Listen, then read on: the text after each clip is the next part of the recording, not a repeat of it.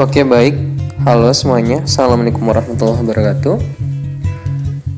Oh iya, bisa dibilang ini adalah perdana ya. Selamat datang teman-teman di coli saya yang pertama. Jangan salah paham dulu teman-teman. Coli itu singkatan dari cerita of my life. Jadi mungkin di sini saya mau curhat atau apa gitu, karena seringkali beberapa orang yang mau meneliti tentang saya atau tentang kedisabilitasan yang saya sandang itu bertanya dengan pertanyaan yang sama. Jujur teman-teman, ketika teman-teman bertanya tentang Fajrin, dulu kamu gimana? Dulu bisa lihat gak? Dulu kamu lahirnya gak netra kan? Gimana dulu kamu sekolah? Apa ya teman-teman? Sebenarnya mengulang masa lalu itu menyedihkan sih, dalam arti saya harus menceritakan kepada teman-teman kisah hidup saya ketika saya dulu masih bisa melihat, sedangkan sekarang saya sudah tidak bisa melihat sama sekali. Apakah kemudian pertanyaannya saya tidak menerima diri saya? Oh, bukan gitu teman-teman. Saya telah menerima diri saya seutuhnya, apapun adanya saya, dan begitulah Tuhan memberikan jalan hidup kepada saya seperti ini. Jadi gini teman-teman, ya sekitar 24 tahun yang lalu, 24 tahun lebih lah yang lalu, saya lahir dari keluarga yang cukup sederhana.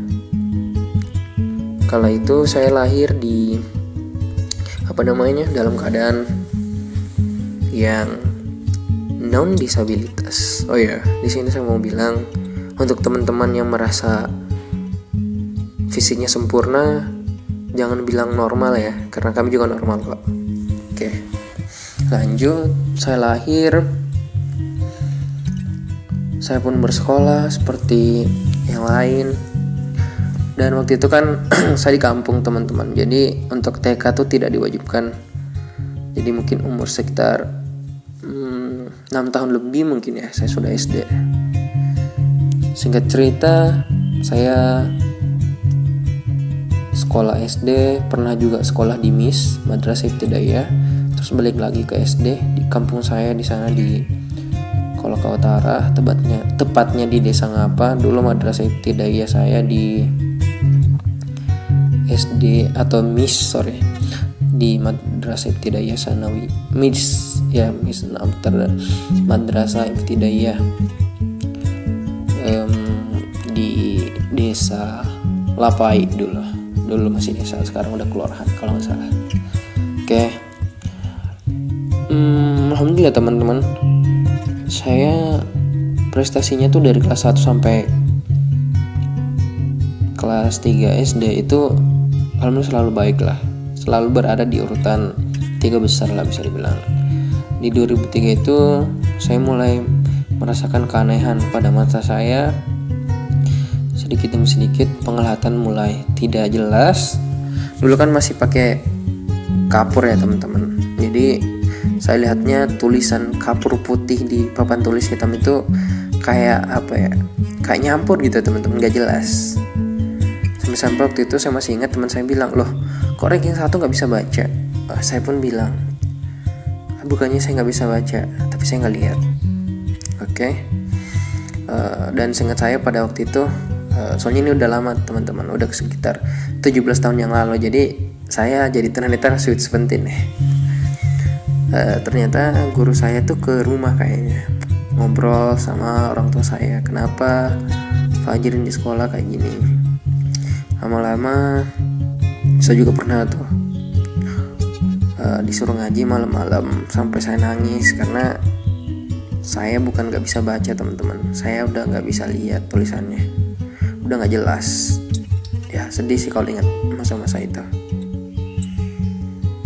Lanjut, melihat keadaan mata saya. Oh ya, waktu itu saya juga sering sakit kepala sih melihat keadaan mata saya. Mungkin orang tua juga waktu itu sudah mulai ngeh kalau anaknya tuh beda dari biasanya. Nenek saya terutama juga ya dibawalah saya ke puskesmas setempat di desa Lepaya waktu itu. Diperiksain matanya, akhirnya dikasih rujukan ke Makassar. Di Makassar dikasih rujukan, ya berobat lah saya teman-teman, berobat. Awalnya saya masih bisa melihat sedikit teman-teman, jarak penglihatan mungkin 1-2 meter masih ada lah waktu baru-baru jadi tunanetra itu. Tapi setelah dari dokter malah makin parah teman-teman. Dari awalnya masih bisa melihat, akhirnya jadi totally blind bisa dibilang. Ya disitulah 2003 itu saya memulai hidup yang baru, memulai hidup tanpa penglihatan, tanpa warna, dan tanpa mata. Jadi ya gitulah teman-teman bisa bayangin, saya nggak bisa lihat, otomatis sekolah pun terputus. Jadi ya gitu, saya nggak sekolah sama sekali. Ya kerjaan saya cuma main sama adik-adik sepupu saya, adik-adik kandung saya. Waktu itu saya belum ini, mungkin kalau teman-teman ngerasa gimana sih waktu baru-baru nggak bisa lihat, perasaannya gimana? Ya terus terang saya biasa aja sih teman-teman, karena mungkin masih kecil ya. Ya kerjaan saya juga gitu, main-main kan, ya seneng-seneng aja namanya anak-anak. Jadi ikut main perang-perangan juga, ikut main kelereng, ikut mandi-mandi di sungai. Ya namanya anak kampung ya.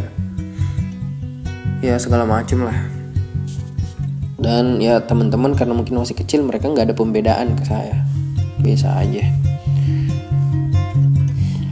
Lalu lama-lama saya mikir teman-teman, ya Allah kalau saya nggak bisa lihat, hidup saya bakal hancur. Dan waktu itu saya sempat juga ngobrol, bilang ini ke salah satu teman saya waktu kecil. Ya saya sebut aja ya teman-teman, namanya Nurdin. Teman saya itu bilang, pasti Allah punya rencana yang indah buat kamu. Oh ya, teman saya juga ini yang sering dulu nemenin saya ke masjid buat berjamaah. Kita juga ikut taklim sama teman-teman saudara-saudara yang kebanyakan orang umum tuh bilang jamaah tablik, padahal mereka nggak ada nama sih sebenarnya. Mereka adalah orang-orang yang mengusahakan dakwah fi sabilillah, insyaallah. Lanjut.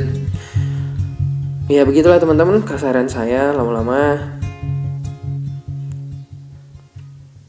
mungkin sekitar 2006-2007 tuh papa mama tuh mau menyekolahkan saya, tapi saya nggak punya kuasa apa-apa teman-teman, karena saya kan dari kecil sama nenek ya.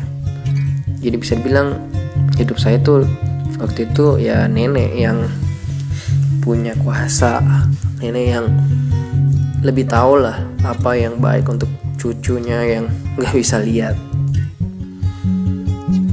Kemudian ya lama-lama saya juga udah capek kan gak sekolah. Teman-teman juga udah pada gede, adik-adik saya juga udah pada gede. Ya saya mikir mereka pendidikannya semakin tinggi, semakin meningkat, saya gini-gini aja. Ya gitulah. Oh ya, balik sedikit tadi. Waktu saya ke dokter itu, dokter matanya bilang mungkin ada pengaruh dari THT, telinga hidung tenggorokan kan, karena katanya siapa tahu ada penggumpalan penggumpalan liur atau apalah, saya juga kurang ngerti. Tapi setelah diperiksakan ke THT-nya bilang nggak ada apa-apa katanya. Jadi waktu itu bingung teman-teman, mata saya nggak bisa lihat, saya juga udah di CT scan, terus hasilnya tuh nggak ada keterangannya mengatakan bahwa saya bermasalah di mata tuh, di saraf otak yang nembus ke mata. Oke lanjut lagi, akhirnya 2008 saya diizinkan sekolah teman-teman. 2008 diizinkan sekolah di salah satu SLB, namanya SLB Hapti di Makassar. Tapi dengan kompensasi, saya kayak di barter gitu loh sama adik bungsu saya. Jadi adik bungsu saya yang tinggal sama nenek di kampung sana di Kolaka Utara, terus saya dibawa sama mama ke Makassar. Awalnya di Makassar itu kita ke SLB di di daerah Sudi yang dekat-dekat rumah. SLB-nya situ bilang katanya mereka nggak punya nggak punya alat yang cukup, alat peraganya atau alat untuk teman-teman tunanetra tuh nggak lengkap lah. Ya, akhirnya saya ke SLB Abdi. Disitulah saya banyak belajar, dan alhamdulillah di SLB situ saya bertemu dengan guru-guru saya yang hebat. Saya diajari olahraga. Nama guru olahraga saya Pak Karajang. Beliau yang mengajarkan saya bagaimana berlari, bagaimana meloncat, lompat jauh, tenis meja untuk tunanetra pada waktu itu. Dan alhamdulillah tahun 2009 saya mewakili Sulawesi Selatan sebagai atlet tenis meja di Jogja, Pekan Paralimpik untuk pelajar yang disabilitas. Terus 2010 itu saya mewakili lagi teman-teman Sulsel dalam Olimpiade OSN, Olimpiade Sains Nasional tingkat SD kan, waktu itu di Medan.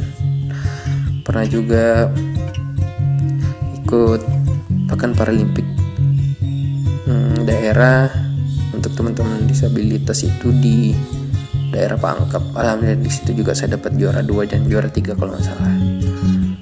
Ya gitulah teman-teman, sekelumit hidup saya. Mungkin ini Coli part 1, cerita of my life part 1.